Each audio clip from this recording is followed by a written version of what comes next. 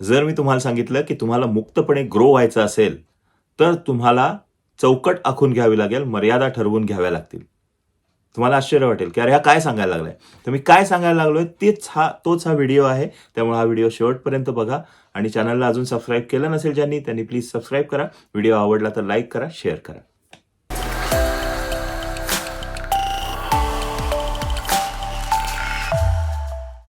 मर्यादांमध्ये राहून यश मिळवता येतं का? तर हो, मर्यादांमध्ये राहून यश मिळवता येतं. खूप मोठं यश मिळवता येतं आणि त्यासाठी त्या मर्यादा घालून घेणं कधी-कधी गरजेचं होतं. त्याचा अर्थ काय? कारण एका बाजूला आपण म्हणत असतो, की किती पण ग्रो व्हायला पाहिजे, त्यासाठी कुठल्याही प्रकारच्या मर्यादा असता कामा नयेत, त्यासाठी कुठल्याही प्रकारच्या लिमिटेशन्स असता कामा नयेत. Success doesn't know any boundaries.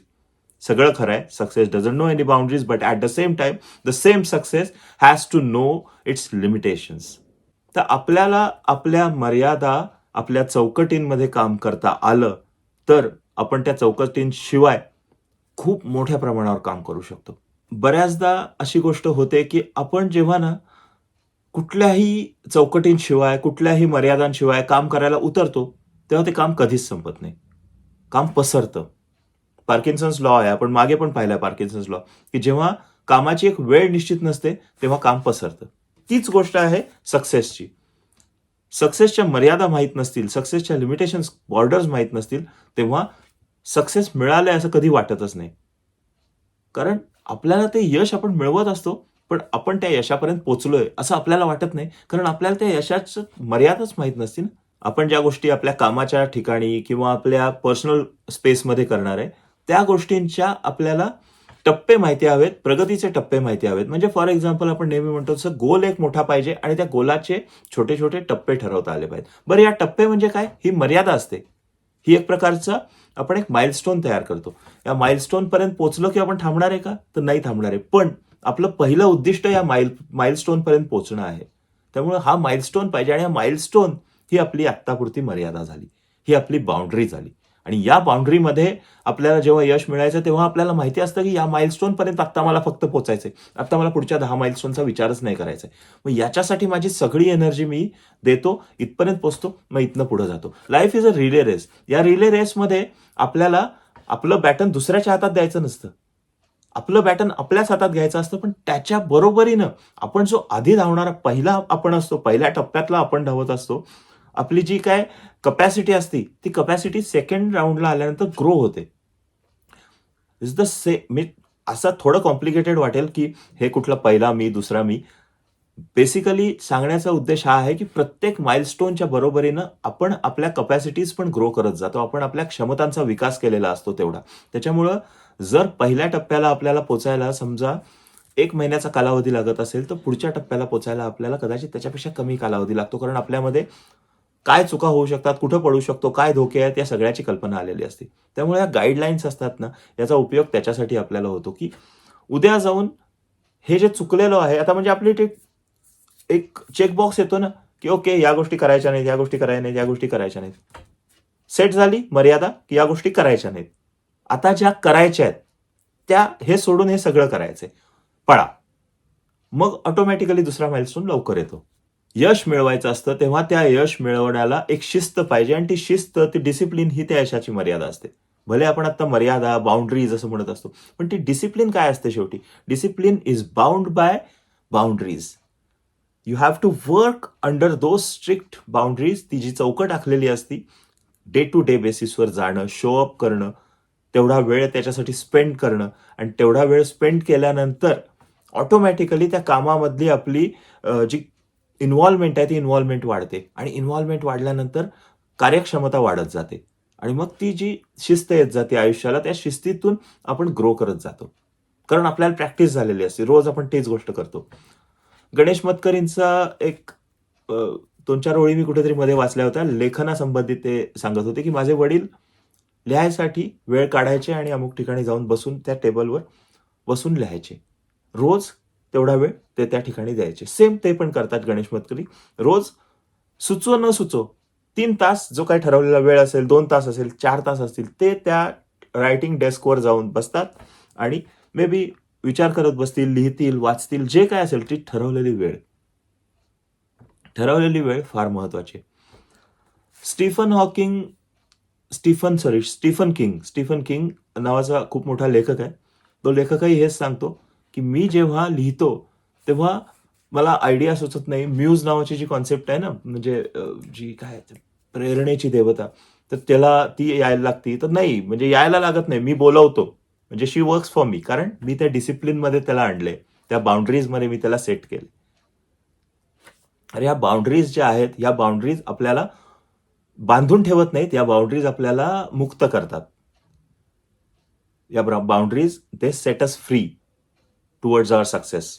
त्यामुळे या बाउंडरीज गरजेच्या आहेत. ज्या मर्यादा असतात, या मर्यादा साधारण 4-5 प्रकारच्या असतात. एक म्हणजे भावनिक मर्यादा, इमोशनल.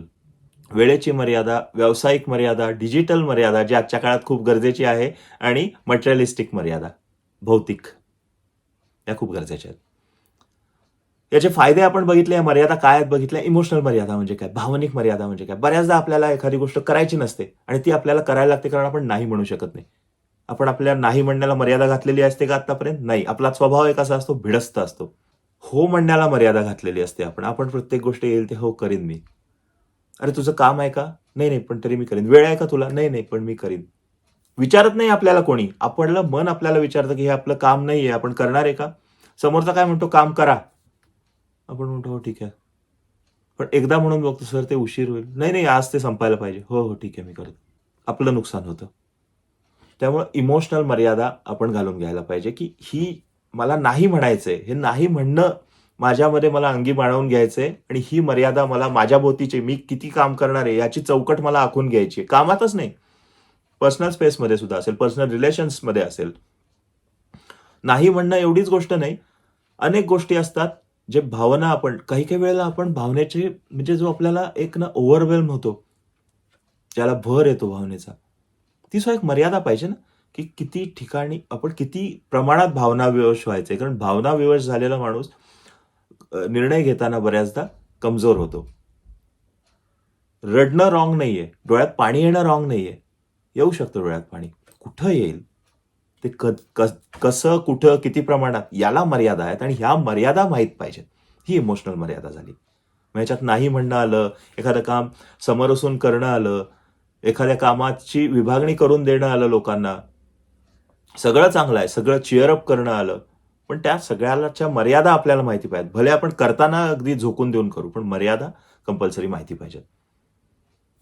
दुसरं म्हटलं की वेळेची मर्यादा. आपल्याला माहिती पाहिजे की वेळेची मर्यादा आहे, याची डेडलाईन एवढीच आहे, आणि ती नसली तरी आपण ठेवायला पाहिजे. हे बऱ्याचदा कधी होतं की ज्या गोष्टीला डेडलाईनच नसते, तिथे हे होतं की वेळेची मर्यादा आपल्या डोक्यातनंच निघून गेलेलं असतं. एखादा मूर्तिकार मूर्ती घडवत असतो, त्या मूर्तीच्या इतका प्रेमात पडलेला असतो की ती मूर्ती पूर्णच होत नाही. चित्रकार चित्र काढत असतो, ते चित्र पूर्णच होत नाही. मी मागं पण पुस्तक लिहायचं उदाहरण दिलं होतं, की ते लोकांचं ते चांगलं वाटलं मला, की तुम्ही 21 दिवसात लिहून पूर्ण करा. मग ते 21 दिवसाचे छोटे छोटे पर डेचे कसे त्यांनी विभागणी करून दिली होती. त्याच्यामुळे पूर्ण झालं, काम पसरलं नाही. ती वेळेची मर्यादा पाहिजे. त्यामुळे वेळेची मर्यादा प्रत्येक ठिकाणी पाहिजे. जसं अकॅडमिक्समध्ये कसं असतं, की समजा 8वीत गेलेला मुलगा असतो, तो जूनपासून मार्चपर्यंत एवढाच टाइम 8वीत असतो. मग त्याच्या दरम्यान त्याच्या युनिट टेस्ट येतात, मिड टर्म एक्झाम येते, त्याच्यानंतर दुसरी जी येते अजून एक्झाम ती येते, आणि मग फायनल एक्झाम येते. त्याला माहिती असतं हे एवढं आहे, एवढ्यात आपल्याला करायचंच आहे. पेपर लिहायला सुद्धा त्याला 2 तासच असतात, 3 तासच असतात. कारण वेळेची मर्यादा असते, आणि त्या वेळेची मर्यादा तेवढी माहिती असली की त्याच्यामध्ये तेवढंच लिहून होतं. मी एक एक्झामला बसलोय, म्हणजे मी अजून ते पूर्ण होतंय माझं. मी एम ए जर्नलिझम करतोय, त्यातला मी बऱ्याच वर्षांनी परीक्षा देत होतो. 25 पानांचा पेपर, एकच पेपर, आणि तेवढाच पेपर ते देतात, नो सप्लिमेंट. त्यामुळे जो काय सगळे प्रश्न आहेत, ऑप्शन्स सोडून जे काय आहे, सगळं त्या 25 पानात तुम्ही बसवायचं. You need to plan your answers accordingly, कारण तुम्हाला त्या मर्यादा माहिती आहेत की या मर्यादेत बसवायचंय मला. आणि परत वेळेची मर्यादा आहेच, 3 तासाचा पेपर आहे. त्यामुळे वेळेची मर्यादा महत्वाची, काम लांबत नाही. त्याच्यानंतरची मर्यादा मी म्हटलं ती व्यावसायिक मर्यादा, की आपली व्यावसायिक मर्यादा काय आहे. मला तो शब्द फार आवडतो, KRA, की रिझल्ट्स एरिया, किंवा की रिस्पॉन्सिबिलिटीज एरिया, की तुमच्या रिस्पॉन्सिबिलिटीज काय आहेत, तुमच्या ज्या रिस्पॉन्सिबिलिटी जबाबदाऱ्या आहेत, तुमच्या व्यावसायिक जबाबदाऱ्या ज्या आहेत, त्या व्यावसायिक जबाबदाऱ्यांचा तुम्ही अभ्यास केलेला असला पाहिजे. तेवढ्याच जबाबदाऱ्या तुम्हाला पार पाडायच्यात. कारण असं होतं ना, की प्रत्येक माणसाला एक ठराविक कौशल्य असतं, एक ठराविक स्किल असतं. त्या स्किलमध्ये तो जेवढा जास्त काम करेल, तेवढी जास्त प्रॅक्टिस होईल आणि तेवढे जास्त चांगले रिझल्ट्स येतील. तो जर सगळंच करतो म्हटला, तर त्याला काहीच होणार नाही. त्यामुळे ती व्यावसायिक मर्यादा असते, तरच तो त्या मर्यादेमध्ये राहून प्रचंड काम करू शकतो. फॉर एक्झाम्पल, अकाउंट्समध्ये चांगला असलेला माणूस कदाचित कोडिंग करणार नाही. कोडिंगमध्ये चांगला असलेला माणूस अकाउंट नाही करणार. मग जो माणूस कोडिंग करतो, त्याला त्याची व्यावसायिक मर्यादा आहे कोडिंगची. शिक्षण तर त्यातच झालेलं आहे त्याचं, पण तरीही त्याची मर्यादा तीच आहे. तर मग त्यानं तेच करावं. मग त्याला जास्त त्याच्यामधलं ज्ञान घेऊन कोडिंग चांगलं करावं. व्हेअरएज अकाउंटिंग जो करतो, तो अकाउंटिंग करू दे. फायनान्समध्ये जो असतो, त्यानं फायनान्स बघू दे. तर या गोष्टी ज्या आहेत, या व्यावसायिक मर्यादा जेव्हा माहिती असतात, तेव्हा या गोष्टी पॉसिबल होतात. ही गडबड कधी होते, जेव्हा नोकरी सोडून माणूस व्यवसाय चालू करतो आणि त्याला वाटतं, की आपण एकटेच आहे आणि आपण एकटेच सगळं करायला पाहिजे. कारण आता तो त्याच्या KRAच्या बाहेर पडलेला असतो. मग तो अकाउंटिंग पण सांभाळतो, कोडिंग पण करतो, मार्केटिंग पण करतो आणि बँकांशी पण बोलायला जातो. मग गडबड होते. आणि अशा वेळी टीम पाहिजे. या टीमचं तेव्हा महत्त्व असतं. व्यावसायिक मर्यादा प्रत्येकाला माहिती असतात आणि असे व्यावसायिक मर्यादा माहिती असलेली माणसं जेव्हा एकत्र येतात, तेव्हा ते लिमिटलेस काम करतात. त्यामुळं या मर्यादांचं महत्त्व आहे. तिसरी व्यावसायिक मर्यादा बघितली. चौथी मर्यादा आहे डिजिटल. आजच्या काळात फार गरजेची आहे डिजिटल मर्यादा. थोड्याफार प्रमाणात प्रत्येक जण आज मोबाईलशी कुठं ना कुठेतरी जोडलेला आहे. काही जण खूप टाईम स्पेंड करतात, काही जण लिमिटेड टाईम स्पेंड करतात. जे लिमिटेड टाईम स्पेंड करतात, त्यांनी डिजिटल मर्यादा घालून घेतलेली आहे. की जसं मी ठरवलंय, आता मला Instagramवर खूप फॉलोअर्स आहेत, त्याच्यामुळे सतत कोणी ना कोणीतरी काहीतरी कमेंट करतं आणि त्याला मी हे ठरवलेलं आहे, की त्या प्रत्येक कमेंटला मी स्वतः रिस्पॉन्ड करणार. पण म्हणून कमेंट आल्या रिस्पॉन्ड करायला गेलो मी, तर कमेंट म्हणजे मला बसूनच राहायला लागेल. तर मग त्या केसमध्ये मी दिवसातले 2 टाईम असे ठरवले, की त्यावेळेला मी त्या प्रत्येक कमेंटला रिस्पॉन्ड करतो. Instaच्या जोडीनं Facebookवर पण करावं लागतं, YouTubeवर पण आहे. पण तो वेळ ठरवलाय मी. सेम गोष्ट किती वेळ Instaवर काढायचा हे मी ठरवलेलं आहे आणि तेवढाच वेळ मी काढतो. आज इंटरनेटवर आधारित व्यवसाय असताना बऱ्याचदा आपलं माइंड ड्रिफ्ट होऊ शकतं. आपलं मन भरकटतं आणि आपण कुठेतरी पुन्हा त्याच्यामध्ये जातो. बरं, एक व्हिडिओ बघितला की तिथं थांबत नाही आपण. पुढचे 10 बघून टाकतो, 20 बघून टाकतो. त्यामुळे ही डिजिटल मर्यादा आपल्याला माहीत हवी. ही डिजिटल मर्यादा किती ठेवायची, प्रत्येकानं ज्यानं त्यानं आपापल्या वेळेनुसार ठरवावं. पण शक्यतो दिवसातल्या 1-1.5 तासाच्या वर नको, असं मला वाटतं. इव्हन हीच मर्यादा OTTबद्दल सुद्धा असते. एक सीरीज आवडली, त्याचा पुढचा पार्ट बघतो, पुढचा भाग बघतो, पुढचा भाग बघतो, करत अख्खी एक सीझन बघून संपवला, चला पुढचा सीझन बघतो. मर्यादा आपल्याला माहिती पाहिजे. कारण ह्या सगळ्या गोष्टी आपली वेळ खातात. आपल्याला पूर्ण ना इमोशनली असं पिळवटून टाकतात, निचोड काढतात सगळ्या. मग आपण रिकामे होतो. आपण विचार करू शकत नाही. आपली विचारशक्ती खुंटते. विचार करा ना तुम्ही, की जेव्हा OTTवर सलग एखादा सीझन बघून टाकतो आपण, आपल्या डोक्यात सतत तीच पात्र फिरत राहतात. मग आपलं दुसरं कशात लक्ष लागत नाही. किती पण नाही म्हटलं तरी बॅक ऑफ द माइंड तेच चालू असतं. आणि मग म्हणजे थोडक्यात आपला जो कामाचा महत्त्वाचा एफिशियंट वेळ आहे, तो वेळ ते लोकं खाऊन टाकतात. कशाला कुणाला आपल्या डोक्यात ठेवू द्यायचं? आपल्या कामाचा वेळ कुणाला कशाला खाऊ द्यायचा? त्यामुळे त्या मर्यादा ठरवून घेणं गरजेचं आहे. आणि 5वी मर्यादा आहे ती म्हणजे भौतिक मर्यादा. मी पहिली गाडी घेतली ना, निवांत होईल. पहिली गाडी जरी BMW घेतली, तरी त्याला Mercedes Maybach घ्यायची असते, Rolls Royce घ्यायची असते, Ferrari घ्यायची असते.